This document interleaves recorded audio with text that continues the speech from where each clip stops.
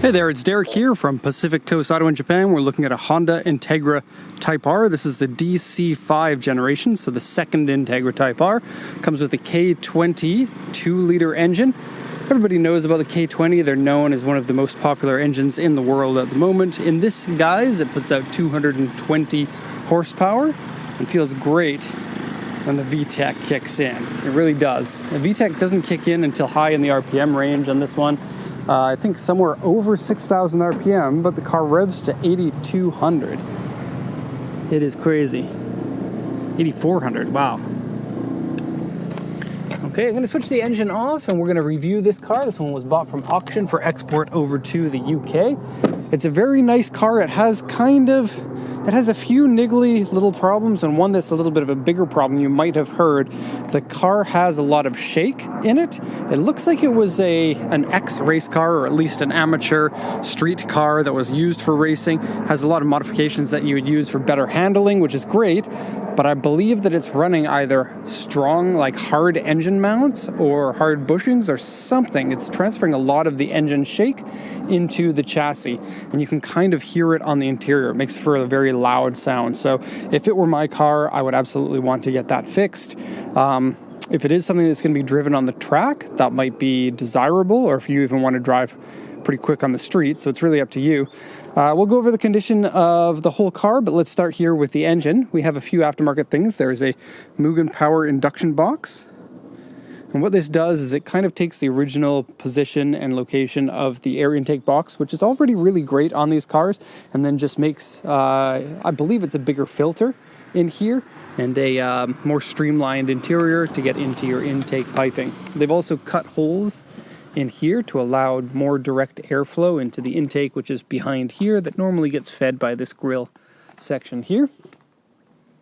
There's also two strut tower braces. There's the original OEM steel one that goes on to the firewall, and then the other one here, a Mugen power version. The kanji on here says Mugen. Mugen is like no limits, is the translation. There's adjustable upper mounts for the suspension there. Somebody behind me. And the suspension is Tane brand. And I believe it's, like, I did take it for a little drive. The engine in this runs extremely well, which is great. The suspension is good. It's a little hard for the street, but of course that's subjective. Everybody has their own opinion on what kind of suspension is too stiff and too soft for the street. And this hood, it's a Spoon Sports official carbon fiber hood. You'll see that in a second. For now, let's put the engine room closed. I don't think there's an LSD in it. I didn't feel it while driving.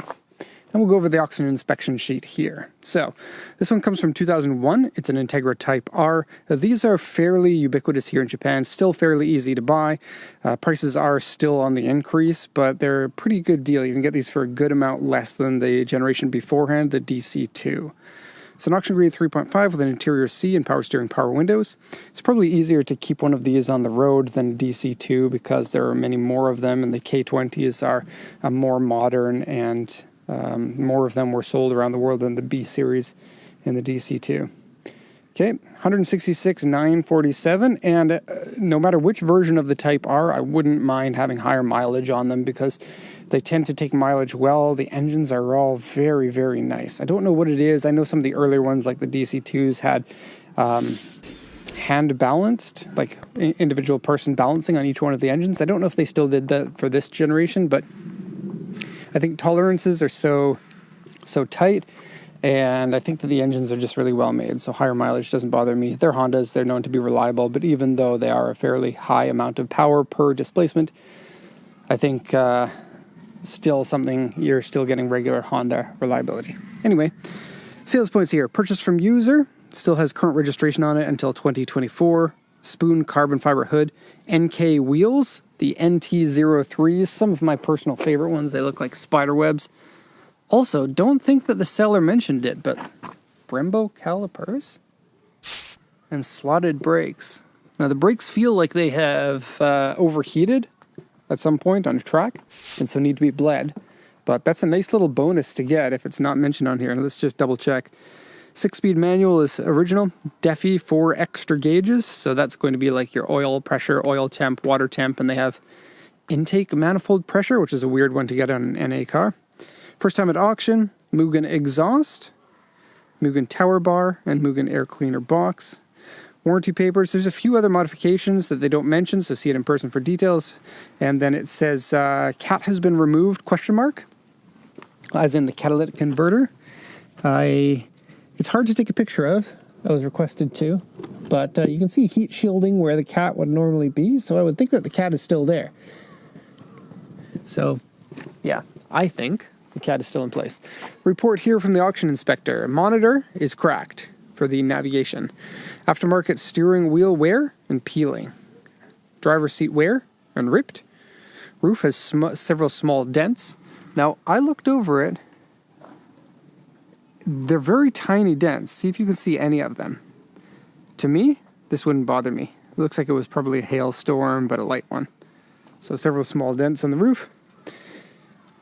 Okay, interior wear, dirty, and modifications. Wheels scraped. They're really not too bad. It again, wouldn't bother me. Very small scratches, small dents, and repairs.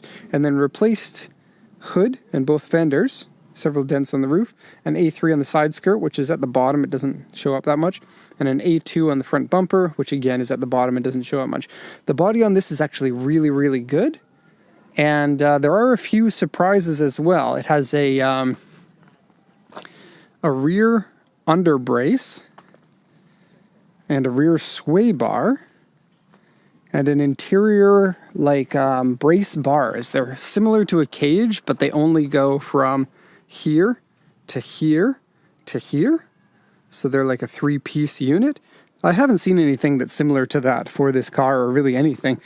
It's pretty common to just get like a 4-point roll cage for your cars, but it is nice. It doesn't interfere with anything. It's not going to knock your head in an accident, which is a big deal. And then it's going to stiffen up the chassis. So it seemed like the person who drove this car really wanted it to handle well. And that rear sway bar, gotta say, rear sway bars on a front-wheel drive car are the way to go. That means that when you're going around a corner, and if your lateral load that's coming in the rear is now going to be transferred over to whichever tire on the front is requiring the most amount of grip. It can really transform a car if you get a nice stiff one. And the one on this one does look like a fat stiff one. Just do be careful because it might be adjustable, I'm not sure. But a rear sway bar can cause the rear end to slide out if you don't know what you're doing. So maybe get used to the car before you drive it too hard on the road. And that, of course, depends on how stiff that bar is. If it's a softer one, it should be fine. If it's harder, then it's going to be more likely to slide around. Now, it does say peeling on the hood here. And so let's go over some of the body defects on it. There's the peeling on the hood right there. Pretty common for a carbon fiber hood to start peeling. I guess that they don't have a lot of clear coat on these, and then people just neglect to keep the clear coat in good condition with like wax or whatever you would use. And then the seams around the edge are cracking. I think this is due to the way that these are made. I think it's a carbon fiber sheet on an otherwise FRP hood. And as a result, you get little cracks around the edge because FRP and carbon are different materials with different rates of shrink and heat expansion and whatnot. Okay, the headlight here has inside some weird little, what looks like burn marks almost in some areas. So that headlight is kind of not so good. Front bumper is mostly good considering it has A2 on it. We have a little chip there that's been touched up with touch-up paint. A hole that has been cut here for some reason. And dirty, my apologies. And down here is scrape along there. You also have a lot of brake dust on these wheels. So, needs to be cleaned and then it'll look a lot better. Coming down this side though, it's looking really good. Despite the fenders being replaced, there's not huge panel gaps or anything. There is a little bit next to the bonnet, but it's within tolerances in my opinion, especially for an aftermarket one.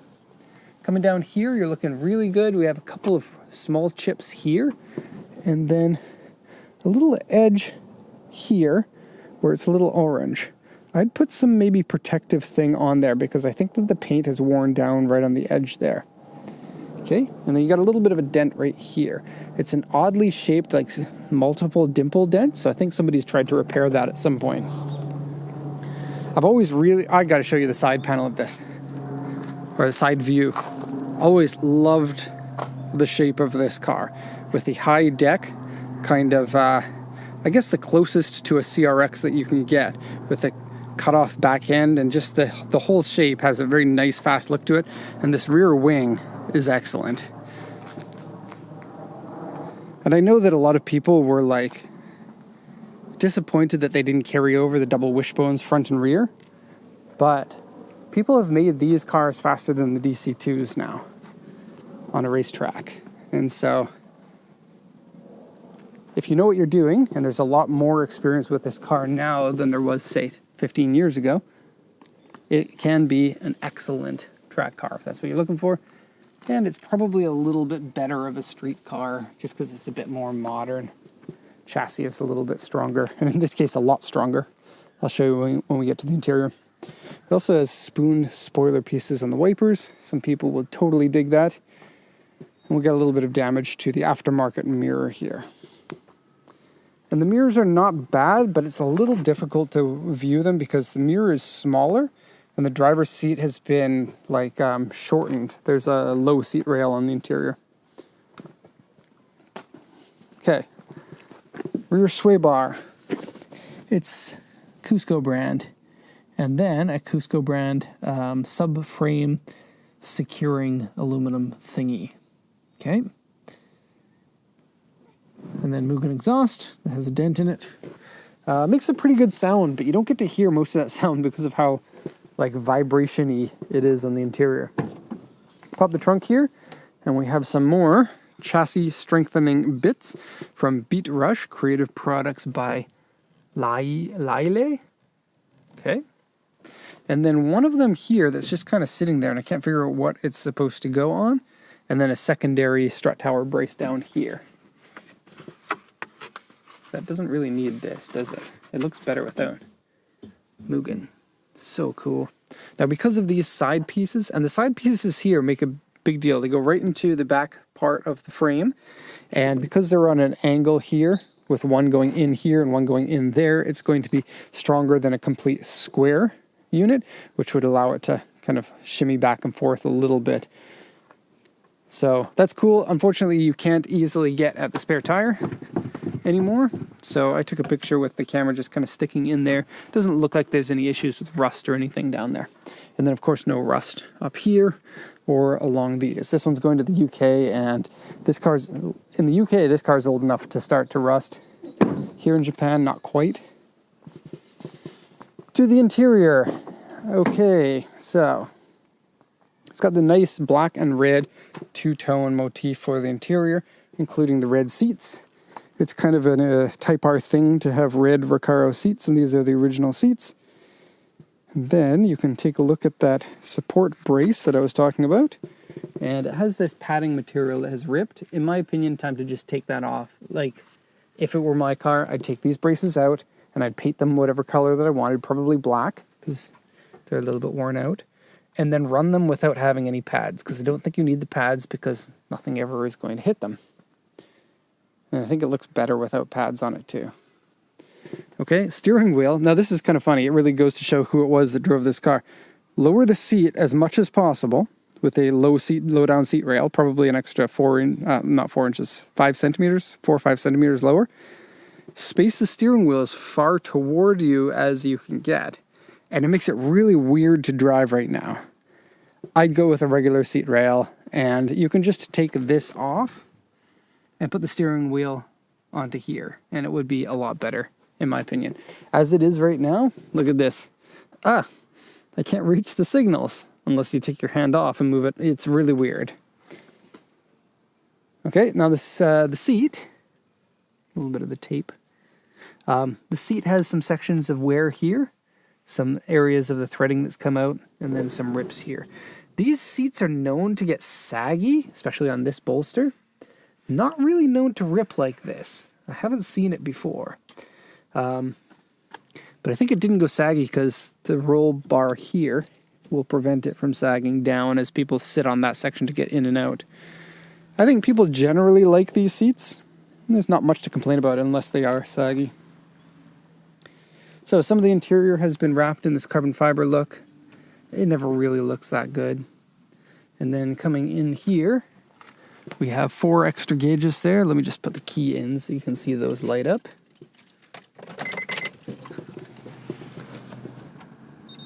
Okay, and there's the cracked Navi unit, as you can see there. Okay, the AC works, but you're now missing a vent, the 2 vents that used to go there. Let me just pull that out because that's an annoying sound. But you still get the AC vent over here, and it works fine. One of my favorite shift knobs of all time, so much. I like it so much that I put it on my Lupo. Had to convert it over because it didn't naturally fit. And then you have slotted into here your control panel for your DEFI gauges. And then a special carbon panel here for your HVAC. And I think that was kind of moved or something. I feel like an ashtray would normally go there. And it looks like this isn't like a perfect fit. It like sticks on top of something that was already there. Some sort of a conversion. Cup holder, smells like air freshener in here. I believe it's been smoked in. The headliner's a little bit off color, but it doesn't smell like cigarettes at all, which is a nice thing. Really, the only thing wrong about the interior is that things that you can change yourself. Change this, change the seat rail, and then see what you can do about the vibrations. I'm sure a shop can look it over and find out why it's reverberating that much. Also, it might be a little bit tricky to get into the rear with the extra braces here, but you can still absolutely do it. Stepping in. And then the full flat floor, which is cool. And the black seats in the back. There were never red ones in the back for, I think, any of the Type Rs. Okay. So DC5, which I believe was the first Type R to get the K20.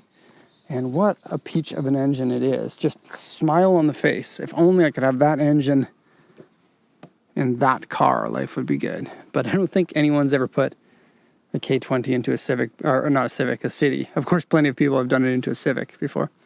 Anyway, that's going to be all for this one. As usual, if you have any questions, please let me know. Hope you enjoyed it. Thank you for watching, and have a nice day.